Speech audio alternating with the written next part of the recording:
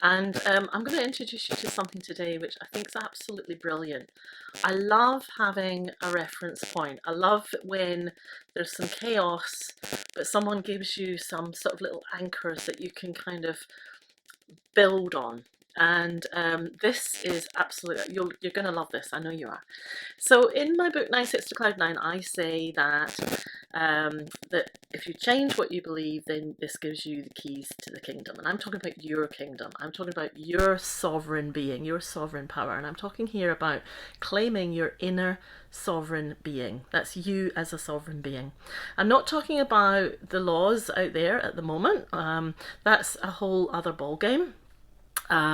Very amazing. And people who have actually claimed their sovereignty and are living by those common laws or equity laws do definitely have, they radiate this kind of don't mess with me vibe that is very attractive. And so I want to talk to you about what goes on inside us as we claim our sovereignty. And move forward in life. So I'm starting here with the Queen, excuse me, or the King, depending on if you're male or female. So this is about archetypes. Okay, so these are aspects of your psyche divided into like little characters that you can then relate to, and you can see where you are within your sovereignty. So the Queen is your sovereign being, or the King. I'm going to say Queen from now on because I'm female. And she oversees the kingdom. She makes the decisions. And she's the leader. She's the visionary. She has the vision for the kingdom. She decides what's right for the kingdom based on the information that she has been brought by the people within her kingdom. So she's the director. She's the instructor. And she's the one who holds the power. And she must understand herself. She must know what her strengths are, what her weaknesses are, what her tendencies are, in order to be an effective queen within her kingdom, right? Which is her life. And so you want your queen, you want your sovereign being to sit firmly on your throne, okay? And from there, she cares deeply. This is really important. She cares deeply about her kingdom. It's not just about being on a power trip, not by any manner of means. It's about caring deeply about the future, because she's very forward focused. She's future focused. She's not thinking just about today and what's best for her now. She's thinking about the future, and she's thinking about even future generations as well. She knows she's here for a short time, and it's her role to make sure that the kingdom continues in the way that she instructs from today onwards. Okay, so that's the Queen. Now, who has to protect the Queen but the warrior? Okay, so the warrior, you can see he's got his sword there. The warrior, he protects the Queen and he protects the kingdom. Now, this is the part of you that sets boundaries. It's the action taker. And this is the part that achieves objectives.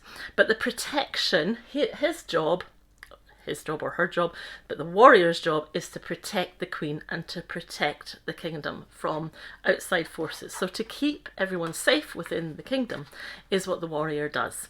And you can see here I've put the shield and a sword to represent that's what the warrior's job is. And you need to be careful that your warrior doesn't sit on the throne, okay? You want your Queen on the throne, and you want it to be very clear that your warrior's job is to protect your Queen and their kingdom, okay? Because the Queen knows that what she holds is very important and very valuable, and she's not just going to move out of the way and let her warrior sit there. So the warrior knows that his job is to protect. All right, so we have also within this kingdom, we have the magician. Okay, he's got a wand. He's represented by a wand. And the magician he's the divine magic channel. His job is to bring the magic in. He's connected to the divine source. And he's the creator. So he holds the keys to the manifestation. So basically, the belief that you hold creates your kingdom. And the magician works with the lover. Oh, sorry, that's the other one. Who creates the desire. So the belief and the desire have to come together for the kingdom's vision to manifest, okay? And the magician is the problem solver, very solution focused, but also magical. And that is that divine source. The magician is connected to the divine source.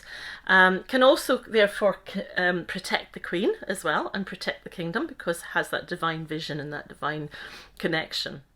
The magician works with the lover as well. Well, they all work with each other. They've all got the job of serving the queen, right? That's their role, but they've got specific roles as well. So the lover is the one who keeps things compassionate. The lover stays connected and stays in relationship with the people in the kingdom. And so the lover has the empathy, the heart-based connection, but the lover doesn't have boundaries. So the warrior is all about boundaries. So the warrior sometimes has to pull the lover into line to bring in those boundaries. But the lover's role is to humanize the other archetypes. So these other archetypes all become humanized by the lover watching over what they do and how they operate. And the lover is all about unity and flow and being connected and to feel. So we can't just have power without that compassion as well. So we need the compassion, we need the protection, we need the magic, the divine source, the divine connection, and we need the queen. And this is just a very small, basic kind of representation of what goes on inside us in our lives. So my question for you is, what's your own kingdom looking like? And can you see if you are sitting on your throne? Do you have a warrior that protects your queen? Do you have a lover that keeps things soft and compassionate and has empathy and the ability to step into the shoes of others?